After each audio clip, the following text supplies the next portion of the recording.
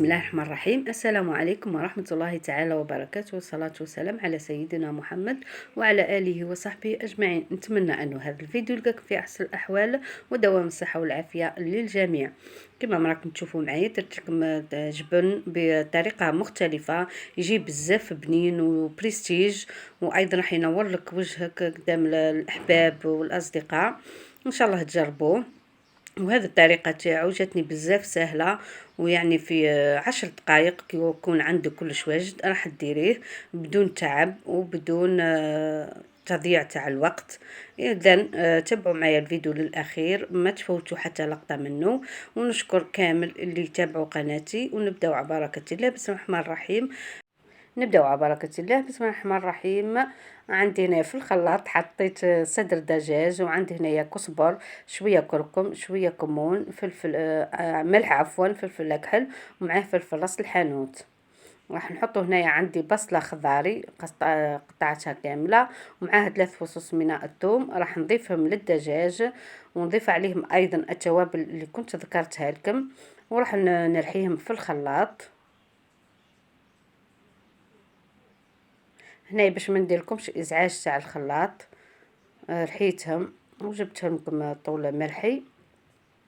هنا حطيته في مقله، ومعها 2 ملاعق كبار من الزيت النباتي، وراح نخليوهم يطيبوا على راحتهم على نار قليله. وهنا بهذا الشكل باش نحيو هذاك التكتلات اللي يديرها لنا الدجاج. هنا من بعد ما طاب راح نفرغه، وراح نحط عليه باقي المكونات. حطيت هنايا المعدنوس و3 ملاعق كبار من الخبز اليابس شابلور، وراح نضيف عليها 4 بيض. هنايا البيض تاعي راهو كبير، واذا كان الحجم تاع البيض تاعكم صغير تقدروا تضيفوا بيضه الى بيضتين.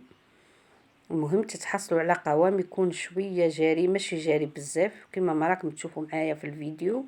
يكون القوام تاعو بهذا الشكل، يعني اسهل طريقه تاع طاجين جبن. من بعد جبت هذا المول اللي نديرو فيه الكيكه، حطيت عليها ورقه طهي، وراح نفرغ الخليط اللي درته تاع الدجاج.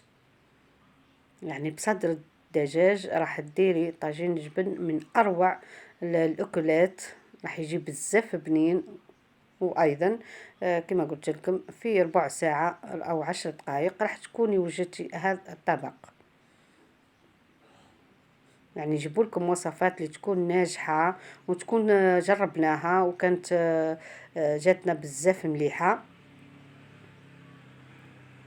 راح نفرغوا كامل في هذا القالب تاع الكيك باش يجينا الشكل تاعو كما الكيكه.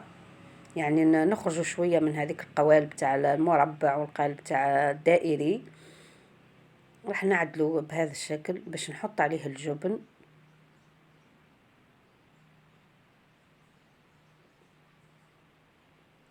هذا الجبن انا نستعمل بلبل، نحبه بزاف، يجي بزاف بنين في لي غادا.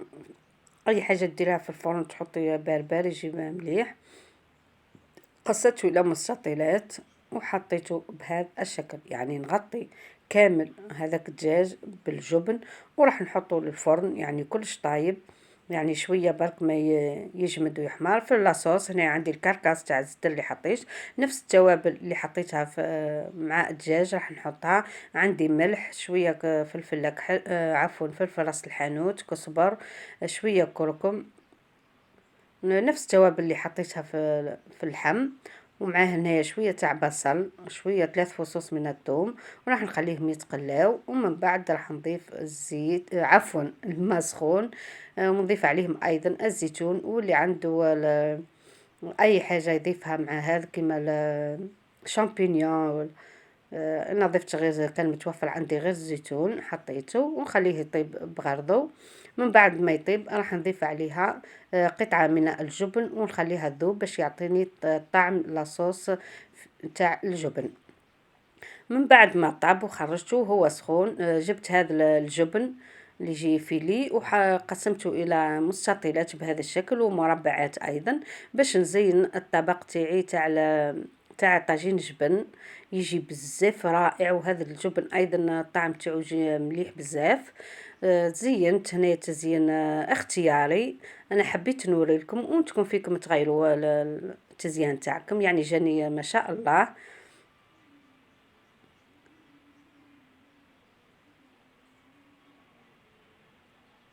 والجبن هذا كما قلت لكم مليح بزاف، تقدري ديري به اشكال عديده.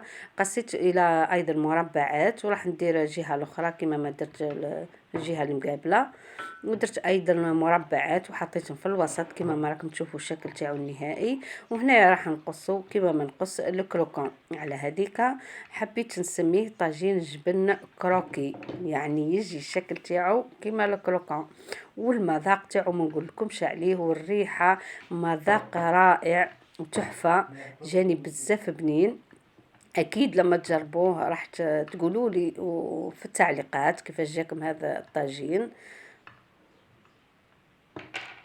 اذا بعد ما قصيته هذا الشكل تاعو جاني عالي شويه، يعني مليح.